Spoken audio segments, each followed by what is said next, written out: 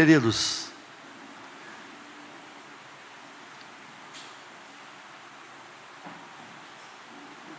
eu de coração gostaria de pedir que não houvesse outro rebuliço aqui nesse lugar a não ser do Espírito Santo. Que você se concentrasse, fixasse o seu coração no céu, porque em nome do Senhor eu tenho algo a dizer aqui nesta noite. O que está acontecendo?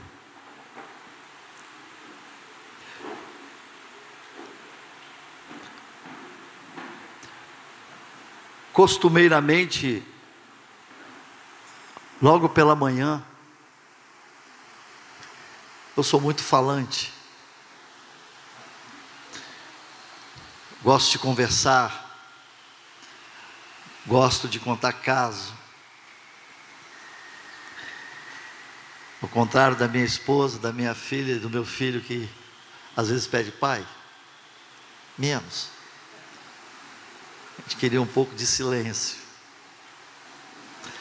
Mas essa manhã foi diferente.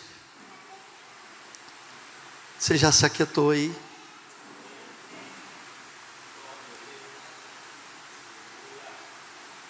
Você está aqui?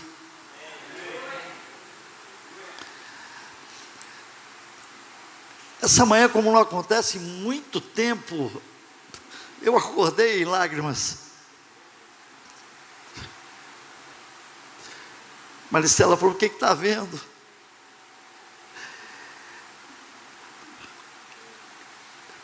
Já há algumas semanas tem acontecido algo no meu coração, na minha vida,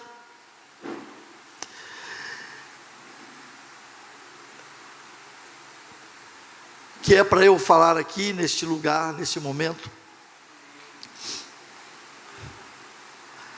Eu quero falar na introdução daquilo que o Senhor tem.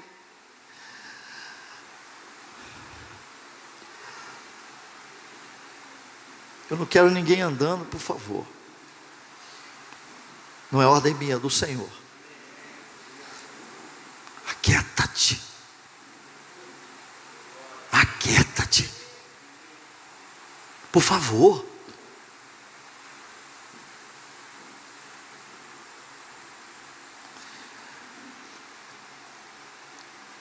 Foram uma visão, um sonho, uma palavra profética. Nesta noite, meu coração já há alguns meses preocupado com questões que envolvem a igreja do Senhor, porque eu quero fazer uma declaração aqui neste lugar: eu amo a igreja. Falei para o seu pai hoje: eu amo a igreja. É meu povo, é minha gente.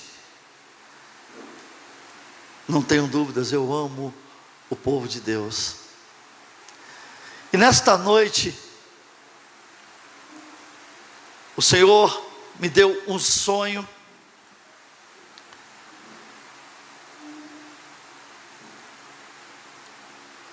que eu não pude segurar as lágrimas. Eu sonhei que nós estávamos numa mesa, a liderança da igreja,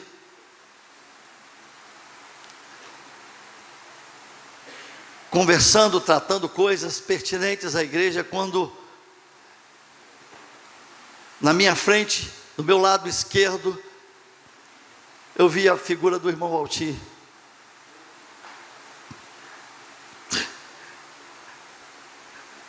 O seu semblante era um semblante carregado, que olhava para mim como uma vez, num tempo em que eu estava vivendo uma tribulação imensa na minha vida particular. E ele me fez uma pergunta: vem cá, você está bem? Posso confiar que você está bem? E o discernimento que eu tive quando eu olhei para o rosto daquele irmão, pai na fé, o seu semblante carregado de preocupação,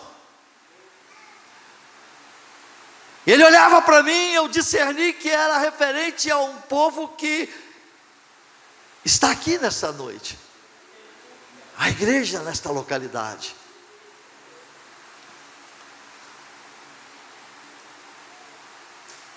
Quantas vezes perdeu a noite, quantas vezes seu semblante estava carregado, preocupado com pessoas, com situações, com famílias, e foi esse o olhar que eu vi na face daquele irmão. E logo em seguida, me veio um outro sonho de uma casa de laje, mas que não conseguia conter a tempestade que caía. A laje era só uma fachada, porque esta laje que é só uma fachada, veja o que o Espírito Santo está falando para nós aqui neste lugar.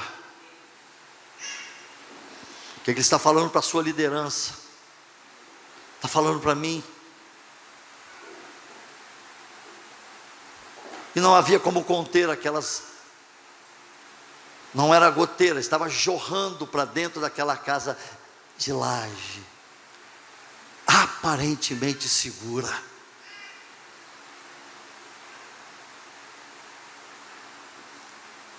E há um tempo atrás, quando eu estava falando à igreja, o Senhor me deu uma visão que eu estou compartilhando aqui agora.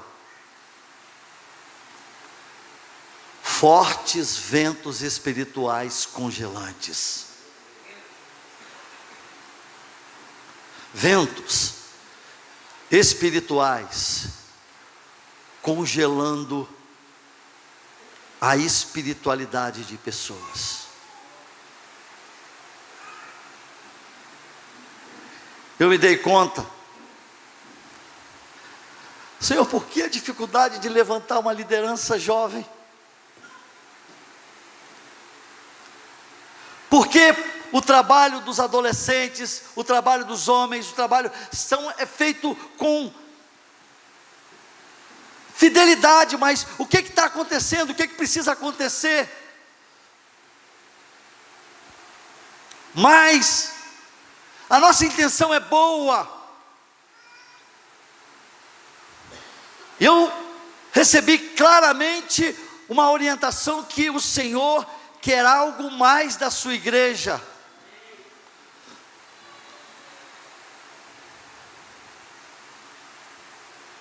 Claramente.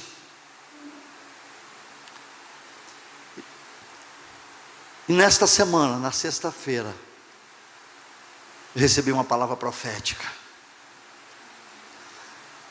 que o Senhor, Ele tem a restaurar algo extraordinário no meio da igreja, aonde eu tenho estado testemunhando a obra dele em muitas vidas. O Senhor tem algo tremendo, o Senhor quer nos levar a uma fase extraordinária para a glória dele, uma fase que vai realmente revolucionar a vida, mas nós temos que considerar algumas coisas.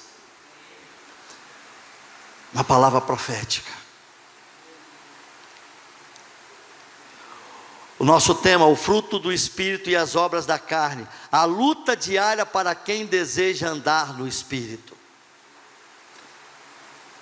tem a ver com esta guerra, feita de muitas batalhas. Eu tenho certeza que há um enfrentamento, batalhas, isso é normal em todos os tempos da história da humanidade.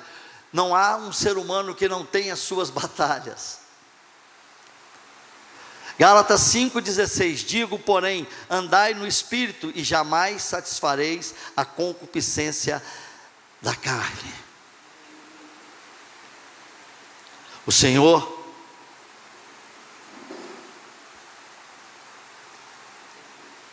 quer tratar conosco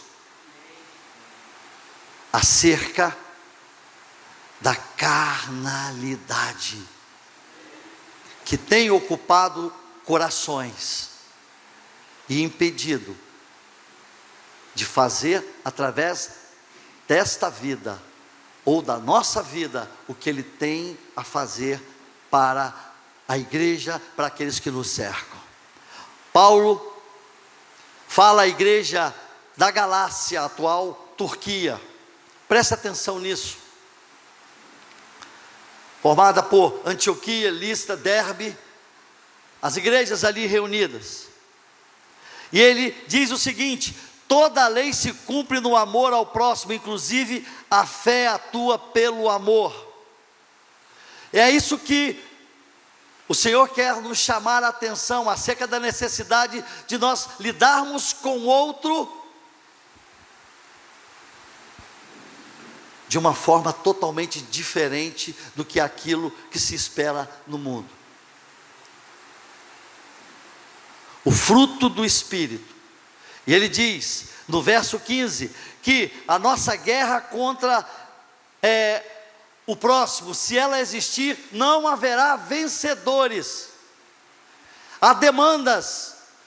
Talvez no seu coração você está demandando contra um irmão, você está guardando no coração algo que não deveria estar guardado. Ao final, não haverá vencedores. Portanto, temos aqui algumas lições. Esse tema, fruto do Espírito, tem como raiz o nosso relacionamento com o Espírito Santo. O texto diz, andar no Espírito. Não é de vez em quando estar no Espírito, a necessidade de nós andarmos cotidianamente no Espírito. 2, o seu desdobramento imediato, as nossas próprias batalhas, nossas lutas diárias. Andar no Espírito vai ser um enfrentamento contra a sua luta diária, dentro da sua casa, no seu quarto, na sua sala, aonde quer que você desenvolva a sua atividade. 3, o nosso semelhante deverá ser alcançado pela manifestação do fruto do Espírito: o amor, a paz, a benignidade, a bondade, a mansidão, o domínio próprio. Olha, é algo muito interessante, a manifestação do fruto do Espírito beneficia sempre o outro. Você pode perceber isso? Há uma guerra espiritual, irmãos, cujo campo de batalha inicia-se dentro de nós e se expande para fora de nós, e o fruto do Espírito vai dar o tom acerca do nosso desempenho ou da nossa vitória. Quando Paulo escreve a sua carta para os Gálatas, ele está vivenciando um problema seríssimo. O cristão judeu, o que primeiro se converteu a Jesus dentro do judaísmo, estava querendo exigir que os gentios cumprissem a lei de Moisés. Então Paulo traz para a igreja a importância de ser manifesto na nossa vida o fruto do Espírito, porque não haveria diferenciação em relação ao pecado do judeu ou do gentio, e na realidade o fruto do Espírito é que resolveria as questões essenciais, tanto do gentio como do judeu. E não há nesta noite como agradar a nossa carne, quando nós estamos falando do confronto entre a carne e o Espírito. Se você tiver coragem de confrontar a sua carne em relação ao fruto que o Senhor espera que manifeste na sua vida, você vai ser um valente. Eu estava ouvindo um homem hoje, ele disse: eu tenho um problema sério com um problema em relação ao meu ímpeto, o meu controle. Sou muito ansioso e às vezes eu ultrapasso aquilo que eu não poderia ultrapassar. O fruto do Espírito será gerado quando nós ofertarmos a vida ao Senhor. O nosso espírito pode se regozijar no Senhor, como aconteceu com Ana. Lembra de Ana? estéril e amargurada, clamou ao Senhor, e o Senhor ofertou e deu Samuel. E ela imediatamente ofereceu Samuel ao Senhor. Você conhece a história. Gente, o fruto do Espírito será manifesto na vida da gente, quando nós ofertarmos efetivamente a nossa vida ao Senhor, sem restrições, a oferta da vida ao Senhor. Está aqui, Senhor, a minha existência, a minha vida. Nada mais importa do que a tua vontade sobre o meu ser. Como eu disse aqui, neste tempo em que vivemos, há um forte vento espiritual congelando muitas vidas. Muitas vezes nós estamos fazendo as coisas mecanicamente. Muitas vezes nós estamos atraídos demasiadamente por as coisas desse mundo. Eu já ouvi pessoas reclamando que esse negócio de viver pela fé está sendo cansativo. Ou alguém que está estagnado na vida espiritual, vivendo de um passado. Minha vida no passado aconteceu isso, aquilo, mas hoje parece que a gente tem medo de impor as mãos e orar para que Deus cure. Há um desânimo, há um esfriamento. Essa é a realidade do tempo que estamos vivendo. Muito movimento, muito planejamento, mas precisamos ofertar de fato ao Senhor a nossa vida, sem reserva. Muitas vezes a noiva está sem azeite e atrasada. É duro isso. Isso não me faz, que palavra que está enchendo a minha alma de alegria.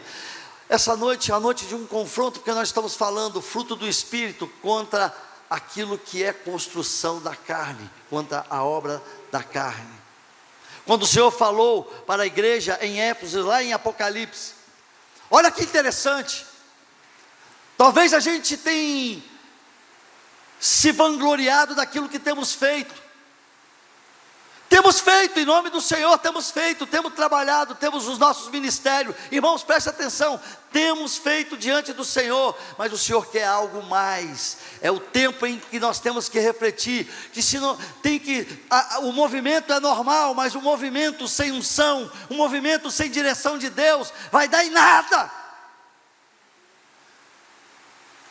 Fazer por fazer para cumprir o que a sua consciência está te esmagando, não vai dar em nada. Você tem que ofertar ao Senhor a sua vida com prazer, e dizer: Senhor, eis-me aqui, porque a sua carne vai militar contra isso.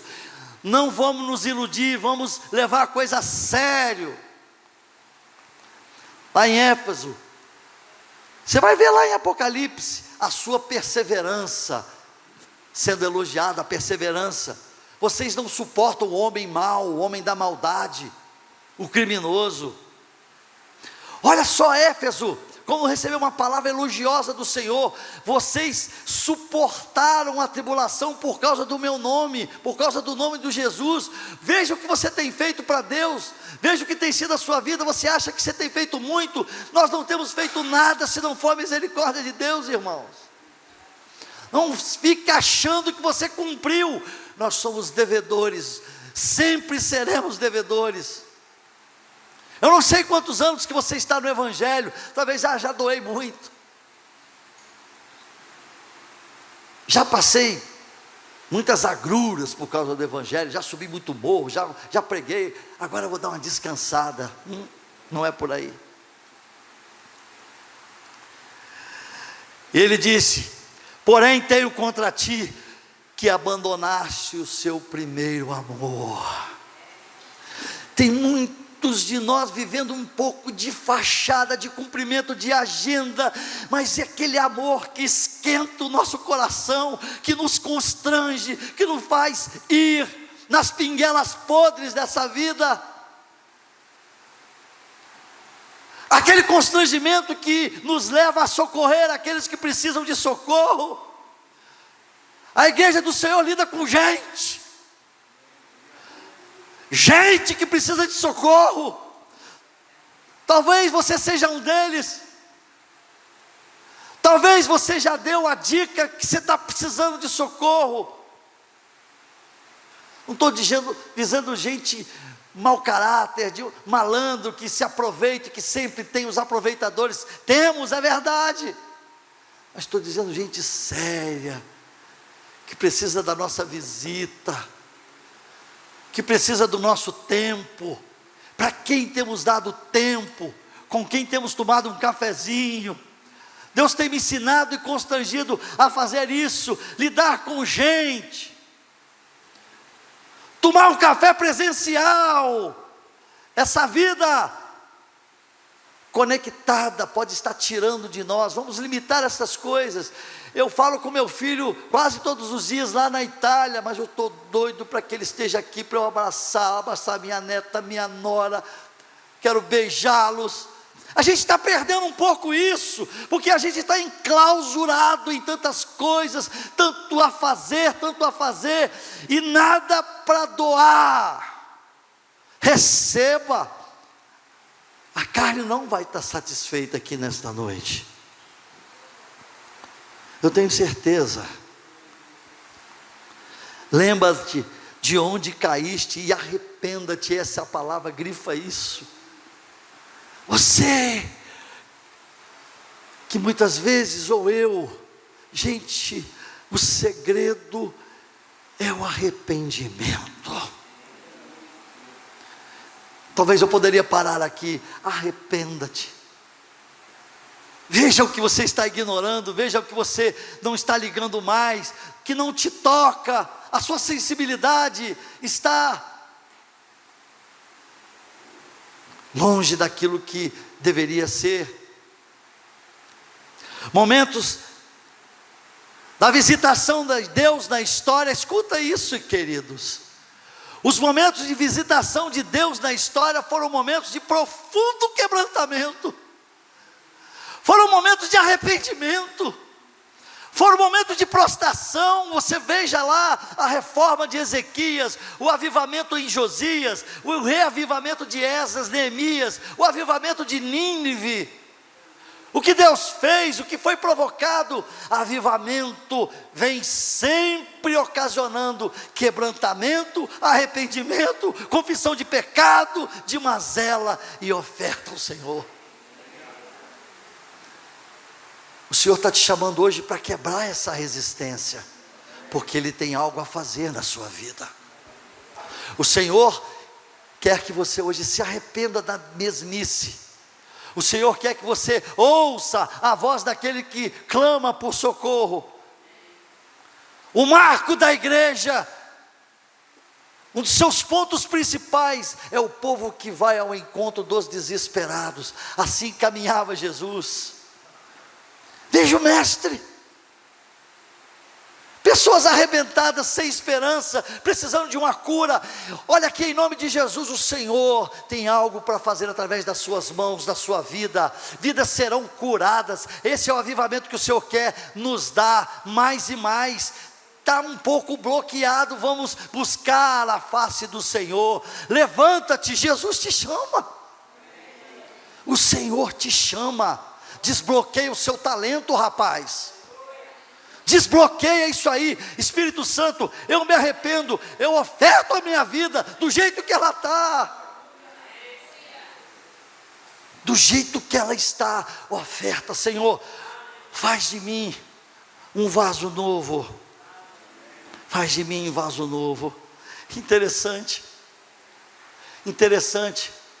que os mensageiros desta palavra nunca foram bem vistos. São pessoas não gratas, persona não grata. Você conhece a história dos profetas? Israel muitas vezes afundado no pecado. Aí vem Jeremias. Por que Jeremias, o profeta chorão? Profeta no meio deste mundo, seja aqui neste lugar. Por que que eu vi aquele semblante do irmão Valtir? Um homem que não viveu morrendo de rir e curtindo férias adoidado. Um exemplo. E eu não estou santificando, não. Quem santificou, irmão Valtir, foi o Senhor. Abre o seu olho. Mas o seu olhar, nesse sonho que eu tive, vai dizendo assim: tem coisa a fazer, liderança. Conhecido por seu profundo lamento, Jeremias sofreu perseguição extrema ao pregar a destruição de Jerusalém. Ele foi espancado, colocado em tronco, aprisionado. Elias, o seu emocional ficou em frangalhos. Elias, irmãos, talvez por causa da obra de Deus, pessoas aqui estão sofrendo agruras, perseguições, no trabalho, às vezes de forma velada. Você é perseguido por causa do nome de Jesus. Você é uma profetisa, você é um profeta de Deus. Acorda, Deus tem chamado, tem algo a fazer através da sua vida. Acorda, igreja. Oséias recebeu uma prostituta, uma infiel. Olha o que Deus faz com os seus profetas.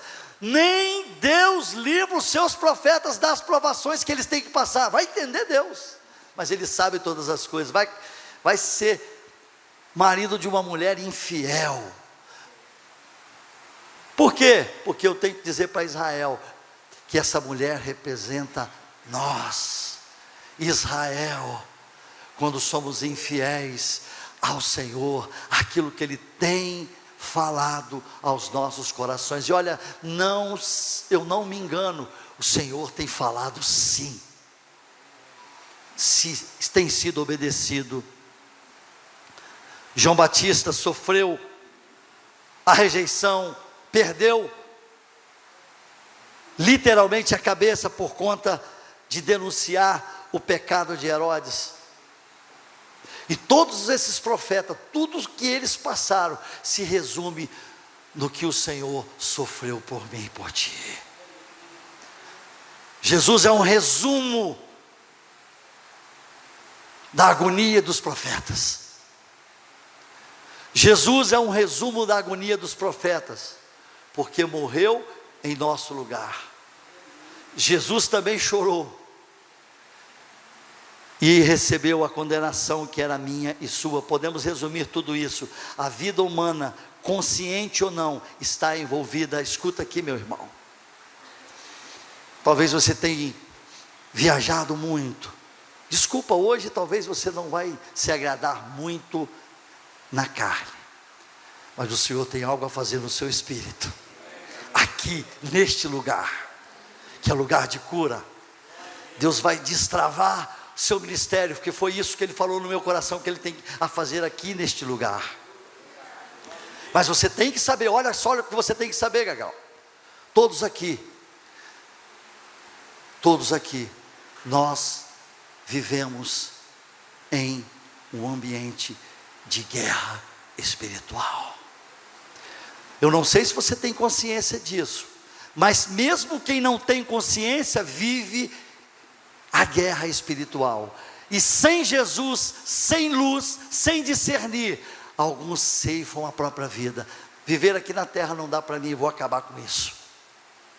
E as pessoas que ceifam a vida, as suas próprias vidas, elas não querem ceifar as suas vidas, elas só querem se livrar do sofrimento. É o que se sabe.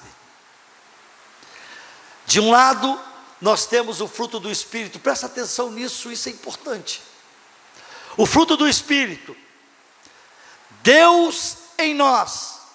Fruto do Espírito, Deus em nós, não é mera visitação, mas sim habitação. Só vale a pena se você for habitação. Sem ser habitação, o fruto do Espírito não rola. Ele quer fazer morada na sua alma, na sua vida. Parece que às vezes é só uma visitação. Opa, hoje foi um louvor maravilhoso, eu chorei. estava andando de qualquer jeito, aí veio um menino, falou alguma coisa, meu Deus, foi de Deus. Eu tropecei, caí, machuquei, fui parar no médico, o médico falou: olha, Jesus é o Senhor. De vez em quando, esporadicamente, acidentalmente, uma voz do Espírito. Não, milhões de vezes não. Andar no Espírito, todos os dias, a todo momento. Você já fez essa oração, Senhor, hoje? Continue falando no meu coração, do meu despertar ao meu sonhar, porque mesmo dormindo, o Espírito Santo fala em seu coração. E eu quero dizer para você, que essa graça duradoura, que produz o fruto do Espírito em nós, os seus gomos, nós sabemos, o rol, pelo menos até agora, o que eu entendi, é um rol taxativo, o rol dos gomos do Espírito. 9, não é isso? O amor, a alegria, a paz, a longanimidade, a benignidade, a bondade, a fidelidade, a mansidão, o domínio próprio. Contra essas coisas não há lei. Não há condição do legislador produzir lei em relação ao fruto do Espírito. Por quê? Porque é manifestação, minha filha, da graça de Deus. Eita glória! Você não cumpre lei, você não cumpre o mandamento, você não cumpre o que mandou o presbitério. É graça de Deus te dominando, enchendo o seu coração de amor, de benignidade, de bondade, de alegria e de paz, no meio da tribulação. E os que são de Cristo, Gálatas 5, 22 a 25, crucificam a carne, escuta isso, com as suas paixões e concupiscência. Se vivemos no Espírito, andemos também no Espírito. Gálatas fala da liberdade cristã, mas no Espírito. É virtude da graça de Deus. De outro lado, escuta que é importante. Essa guerra que se trava dentro de nós, Maurício, é a manifestação do fruto do Espírito pela graça de Deus, e é necessário você andar todo dia, toda hora, porque se você der um vacilo, se você der uma cochilada, tem ela. Do outro lado tem as obras da carne, que são bem conhecidas, no mesmo Gálatas 19, 21.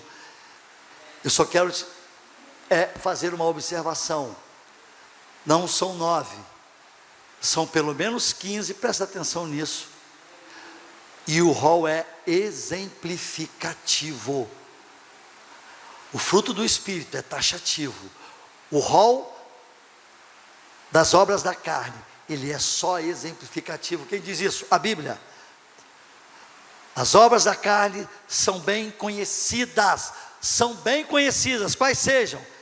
Prostituição, impureza, lascívia, idolatria, feitiçarias, inimizades, porfias, ciúmes, iras, discórdias, dissensões, que são conflitos, facções, que são divisões, invejas, bebedices, glutonarias e coisas semelhantes a estas. Ou seja, tem mais, a respeito das quais eu vos declaro, como já outrora vos preveni, que não herdarão o reino de Deus os que tais coisas praticam. Misericórdia, irmãos. Você tem o fruto do Espírito, e contra a sua alma você tem as obras da carne. A sua guerra, a sua militância envolve essas duas facções. Davi produziu um exemplo que muito nos ensina sobre esta guerra contra a carne. Davi, eu quero trazer para vocês o exemplo de Davi. Davi era um guerreiro, achado por Deus, um dos líderes militares mais notáveis de Israel. O homem segundo o coração de Deus, quem disse isso foi o Senhor. Está lá em Atos 13, 22, tem esse registro.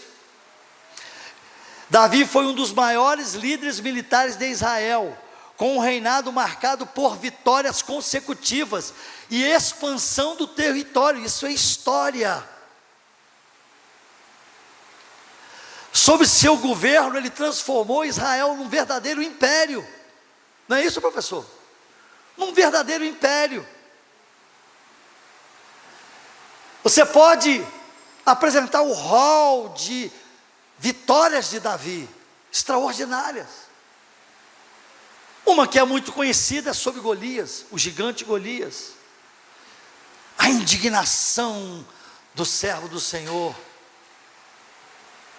contra a afronta. A Bíblia relata: Davi conquistou Jerusalém, que é a chamada cidade de Davi, conquistou a fortaleza de Sião, denominadas pelos Jebusitas, e a transformou na capital do reino, tornando-se o centro político e espiritual. Conquistou, guerreou e venceu os filisteus, venceu os sírios, venceu os moabitas, edomitas, vai colocando aí, amalequitas. Era guerreiro, homem de disposição, homem valente, bravo, que enfrentava leões. Não é assim? Mas na guerra contra os amonitas, essa guerra que ele não quis guerrear, ocorreu a sua queda. A queda de uma construção da carne, do homem segundo o coração de Deus, que unificou Israel. A gente sabe que naquele tempo, e eu procurei informações históricas, era o tempo da primavera, segundo o que consta aí os historiadores, o tempo em que os reis saíam para as suas lutas, porque o ambiente, o tempo, mais seco propiciava o melhor desempenho nas guerras. E aí nós temos que pontuar aqui acerca do exemplo de Davi. Quando o vitorioso Davi começou a perder batalhas da sua guerra? Em primeiro lugar, quando a intensidade do desejo da carne desviou a sua visão sobre qual era a batalha.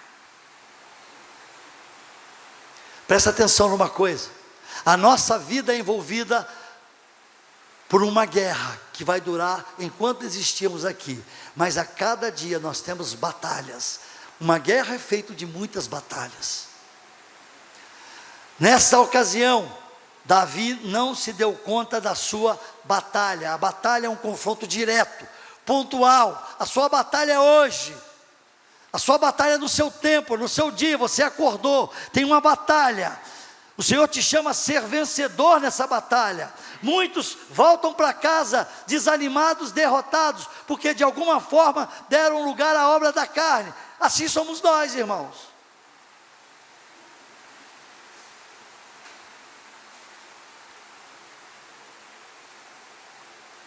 A guerra é um conflito amplo e prolongado durante toda a vida. A intensidade do desejo da carne ludibriou, enganou Davi sobre a sua guerra daquele dia. Qual é a sua guerra de hoje? Qual é a sua guerra, a sua batalha de hoje, melhor dizendo? Nossa guerra espiritual é feita de muitas batalhas durante a caminhada. O vitorioso Davi começou a perder as batalhas na sua guerra também, quando o domínio do desejo da carne o impediu de discernir o momento que o pecado jazia à porta. O pecado estava dormindo à porta de Davi. A expressão pecado jaz à porta é aquela usada de Gênesis 4, 7, quando Deus alerta Caim, antes que ele cometa o seu primeiro homicídio, o primeiro homicídio na terra. o seu desejo será contra ti, mas a ti cumpre dominá-lo. Escuta o que eu estou te falando. Às vezes o pecado está à porta, dormindo, pertinho.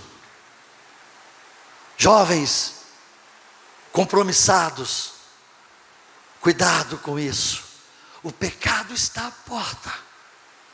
Homens casados, mulheres, eu não sei o que espera dormindo à sua porta, mas pode estar.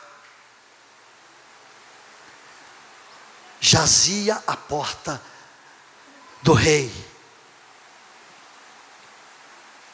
Sabe como isso aconteceu? No tempo da guerra, ele estava passeando. Não há como passear no tempo da guerra, irmãos. No tempo da sua batalha, não se distraia. Cuidado com isso. A carne sai ao ataque. Davi viu a mulher formosa Betseba. Da mesma forma que Eva viu a árvore agradável aos olhos. A Bíblia diz em Mateus 6, 22, 23, são os olhos a lâmpada do corpo, sendo bons, seu corpo será luminoso, mas sendo mau, todo o corpo estará em trevas, que serão grandes. Aí Davi pergunta, quem era? Quem é aquela mulher? Nesse momento, o desejo da carne já é manifesto. Quem é a mulher? Aonde é o bar? Você me convidou, podemos ir.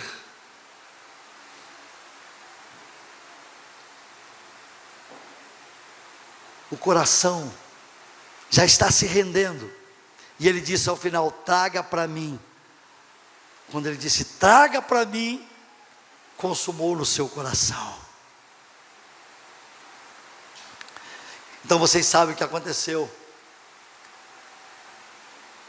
A palavra de Deus diz que Davi engravidou Betseba, e aí ele começou a articular uma forma de se livrar do seu pecado, e ele chama Urias, o marido dessa mulher, para que ele durma com ela, para fazer uma lavagem do seu pecado. Não há uma estratégia da carne que possa justificar o nosso pecado, irmãos. Não adianta ser bonzinho, não adianta fazer algo da sua estratégia, muito bem pensado, para justificar o seu pecado. Pecado você só trata com arrependimento. É arrependimento. O vitorioso Davi começou a perder suas batalhas, quando a sua culpa gerou o dano irreparável. O que aconteceu? Davi assassinou Urias pela espada de Amon. E ele articulou para que aquele homem que não aceitou ir para casa em tempo de guerra, você conhece a história, não, meu rei, ficou junto com os servos, e Davi embriaga o homem, Davi dá presente para o homem, vai para casa, limpa o meu pecado, dá um jeito para mim. Irmãos, é arrependimento, não tem outra saída. Para finalizar, olha o que a carne faz com o ser humano, o que a carne faz conosco. Leve essa carta, leve essa carta para Joabe, e na carta, vocês sabem o que estava dizendo? Lembram? Coloca Urias na frente do campo de batalha. Então aconteceu. Qual é o dano irreparável? O dano irreparável são aquelas consequências do pecado que você tem que assumir, que você produziu. É o dano irreparável. Não há como trazer Urias de volta. Morreu. O que há? Quantos têm experimentado no dia a dia, no seu labor, as consequências do seu pecado? Eu conheço um monte de casos. os nossos pecados. E só nos resta uma coisa: o arrependimento. Porque o dano irreparável, você vai ter que conviver com ele, viu? A moça que não cuidou e teve um filho fora daquilo que é projeto de Deus, não tem como colocar o filho na frente da batalha para ser morto pelos amonitas. Vai ter que cuidar. Aquilo que você falou e causou um mal para alguém, você vai ter que responder por aquilo. O que você fez impensadamente e não pediu perdão ainda, o que você está vivendo num ambiente familiar que você não abre mão, está com o coração endurecido, o dano que foi causado, só vai haver reparação se houver arrependimento, se houver conserto. Tem gente ferida por aí afora, porque nós não conseguimos entender que não há como arranjarmos um jeitinho, porque o que fizemos foi mal aos olhos do Senhor. E praticamente concluindo, a nossa história não termina aqui. Bendito seja o nome do Senhor, porque o Filho do Homem veio buscar e salvar o que se havia perdido. Esse cara sou eu, é você. Ele é paciente, não querendo que ninguém pereça, mas que todos cheguem ao arrependimento. Irmãos, em nome de Jesus, o tempo que Deus vai usar a sua igreja, o avivamento que você espera, a expectativa que você guarda no coração, a vontade de você contemplar a igreja radiante. Você quer ver o poder de Deus sendo manifesto, você quer ver curas, você quer a manifestação do Espírito. Pare para pensar o seguinte: arrependimento começa, essa obra começa com arrependimento. Para de transferir o que é seu. Então Deus envia Natã. Deus envia Natã a Davi.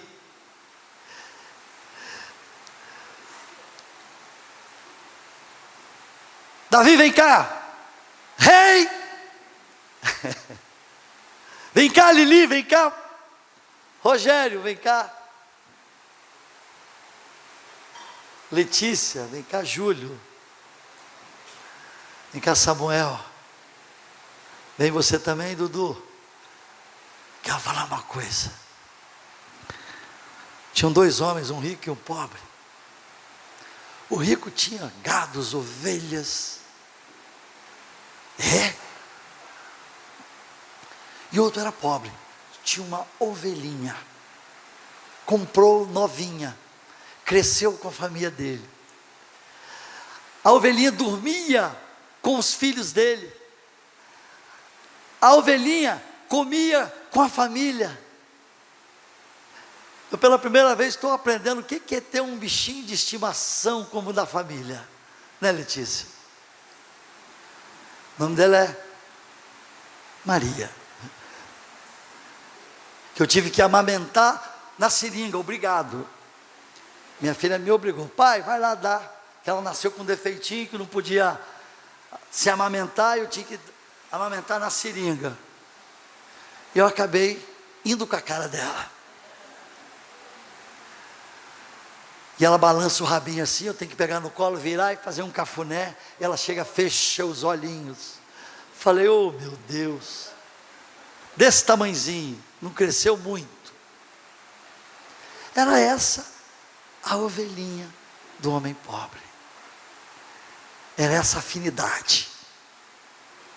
Aí chegou um visitante, certamente ilustre, na casa do homem rico. Em vez de ele tomar uma das suas ovelhas, o que ele fez? Tomou a ovelhinha querida do homem pobre e ofertou. Eu, você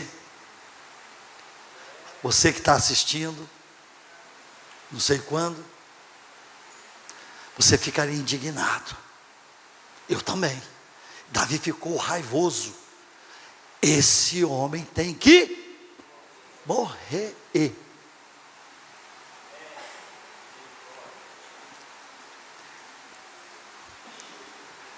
Davi, Rogério, Maurício, esse homem é você. É.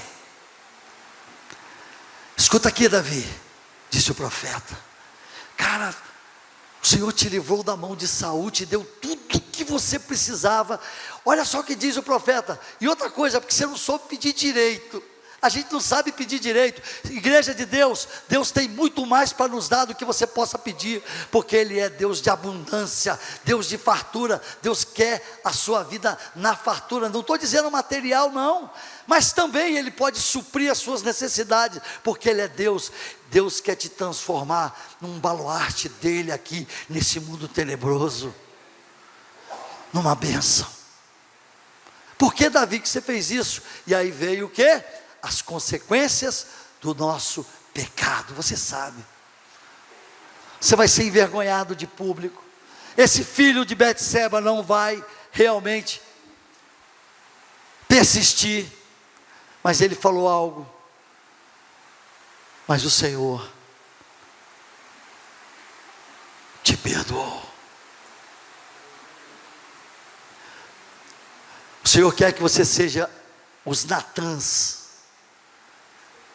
A igreja de Deus precisa dos Natãs, para com autoridade ser usado por Deus. Mas Deus não pode excluir os Davis que precisam de arrependimento. Gente,